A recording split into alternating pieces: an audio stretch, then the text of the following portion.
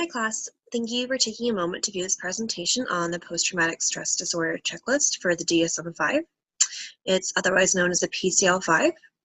We are your presenters. I'm Leah Chambers, and this is Courtney Baggs for Appraisal Counseling 643 at Colorado Christian University. I will be your presenter for the first half of this discussion on the PCL-5. So according to the U.S. Department of Veterans Affairs, between 7 and 8% of the U.S. population will experience post-traumatic stress disorder at some point in their lives, and an estimated 8 million American adults experience PTSD in any given year. The purpose of the PCL-5 is to screen individuals for PTSD, to make a provisional PTSD diagnosis, to monitor symptom change during treatment and post-treatment. And then on a personal note, I was interested in learning more about the PCL-5 because the population that I'm working with at my practicum site are individuals who have experienced trauma, and I wanted to know what options are available to assist clinicians in screening, diagnosing, and monitoring PTSD in our clients. Okay, so here we will be briefly discussing the following topic items concerning this assessment: the history and creation of the PCL-5, implementation of the assessment, validity and reliability, population suitable for the PCL-5, follow-up reporting, the strengths and weaknesses, and the theories of personality that align with the administration of the PCL-5. Okay, the PCL-5 was originally developed in 1990 at the National Center for PTSD as the Post-Traumatic Stress Disorder Checklist, or the PCL. The PCL was later updated in 2013 as the PCL-5 to honor changes made to the diagnostic criteria for the PTSD found in the newest edition of the Diagnostic and Statistical Manual of Mental Disorders, the DSM-5. Updates to the PCL include the following: updates to the DSM for PTSD, the addition of criteria concerning blame, negative emotions, and reckless or self-destructive behavior. And the PCL was updated to include revised language to reflect these changes. The PCL-5 includes 20 items that correspond to the PTSD symptom criteria in the DSM-5.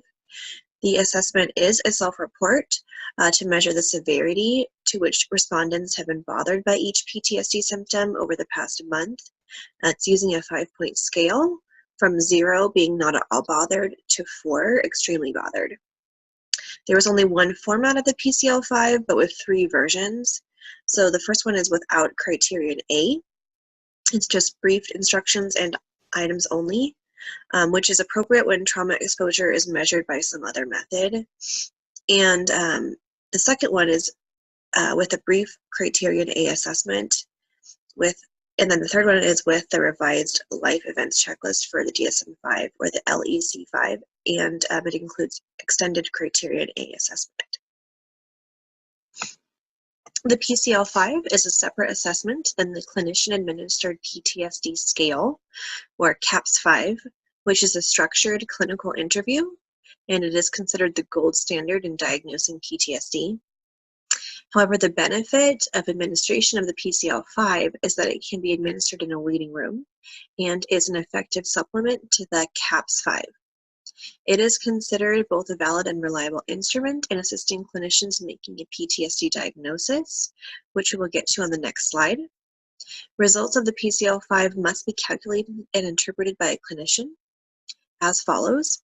A total symptom severity score between 0 and 80 is achieved by summing the scores for each of the 20 items.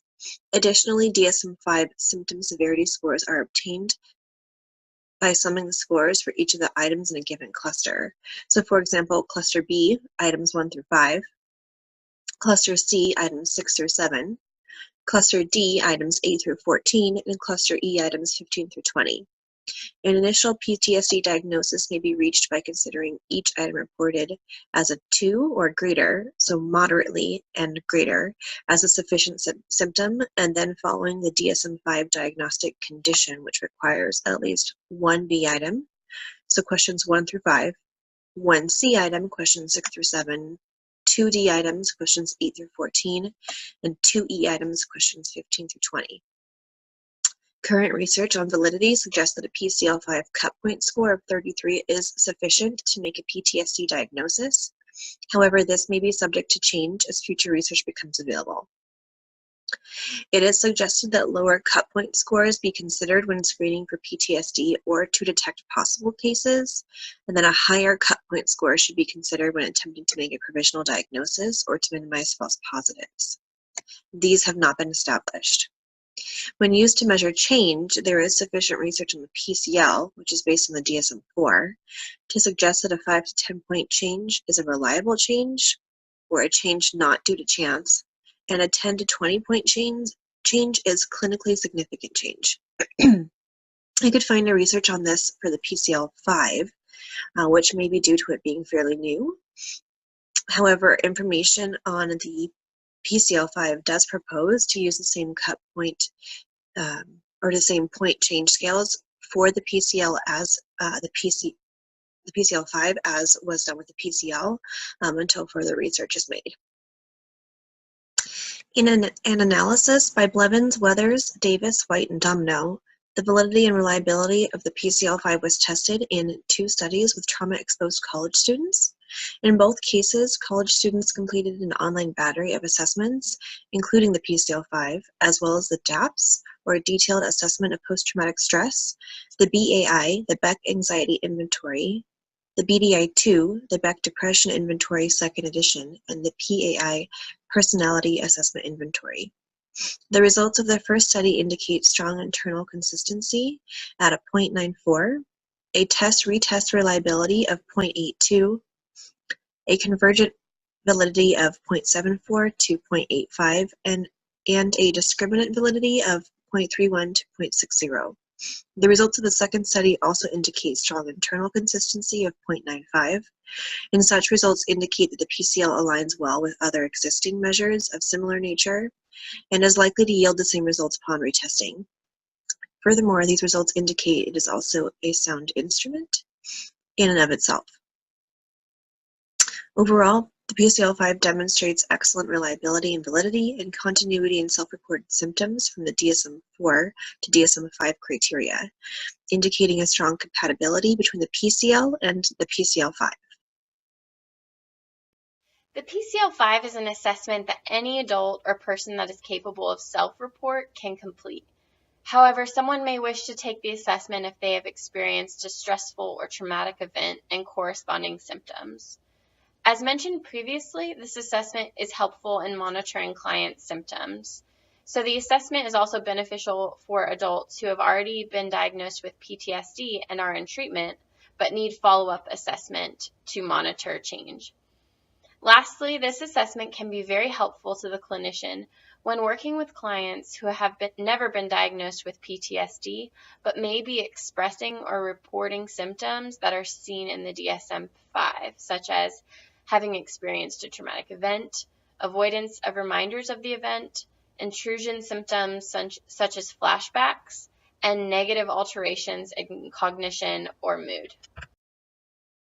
The assessment has either been administered by the clinician or taken by the individual themselves at home or in the office. The individual or client must add up the answers to determine the results. Once the results have been obtained, no additional scoring or graphing is required by the clinician. However, for the new client, the professional should remember to include these results in the assessment results section of the initial report and interpret them to justify a diagnosis and create a treatment plan. As previously mentioned, a score of 33 would indicate that a provisional PTSD diagnosis can be given. However, if the individual completing the assessment at home receives this score or higher, they should seek counseling services for further assessment. For the individual already in counseling services, the clinician should administer a CAPS-5 assessment in order to solidify the PTSD results. The PCL-5 is very valuable to the mental health clinician as it can be completed quickly in as little as 5 to 10 minutes. Also, the assessment is preferably done by the client, meaning that it can be done in the waiting room, or there's even an option to do it online if the results are brought to the counselor during the session. While the PCL-5 can be taken quickly by the client, the counselor can also choose to administer the test in the beginning or the end of a session. Unlike most assessments, the PCL-5 does not require any additional scoring or graphing on the part of the clinician. They must simply decide whether the client's score qualifies them for further assessment. This assessment also acts as a screening tool and can rule out PTSD diagnoses as well as eliminate the need for more in-depth and timely assessments. As previously mentioned, the assessment also has very high validity and reliability. For new clients, this assessment is also helpful as it can affect the course of treatment to be more trauma-informed or to be an indicator to the clinician to refer the client out for treatment at a specialized trauma facility. Lastly, the PCL-5 makes it possible to monitor changes in clients' symptoms quickly and frequently. While this assessment is very helpful, it also has its limitations. For example, if the client scores above a 33 on the assessment, there's a great need for further assessment, specifically the CAPS-5, which Leah stated was the gold standard for PTSD assessments. The PCL-5 aligns with both the person-centered theory of personality as well as the psychoanalytic theory. Assessment from the perspective of the person-centered theory is based on the assumption that what matters is not how the counselor assesses the client, but the client's self-assessment. Because this assessment is based on self-report and allows the client to be the authority of their experience, it is person-centered. However, the questions within the assessment are more aligned with the psychoanalytic theory. The psychoanalytic theory is based on the assumption that our behavior is determined by irrational forces, unconscious motivations, and biological and instinctual drives. While the PCL-5 is not a projective test that would best explore the unconscious mind, this assessment takes into account PTSD reactions, which are expressed as survival instincts triggered by intrusive thoughts. Trauma reactions put the id, or instinctual need, in control of behaviors, while the ego and superego, which control rational thought and emotional regulation, are suppressed as a survival instinct. In the PCL-5, anxiety and mood is assessed as well because avoidance of trauma reminders leads to mood change. In the psychoanalytic theory, it is believed that anxiety results from repressed memories, which aligns with the diagnosis of PTSD as well as the content of the assessment. Thank you for watching our presentation on the PCL-5. We truly enjoyed learning about how this assessment can benefit those who have experienced traumatic events and may need trauma-informed therapeutic services. We hope that you would feel confident choosing to use this assessment in your careers. Thank you again.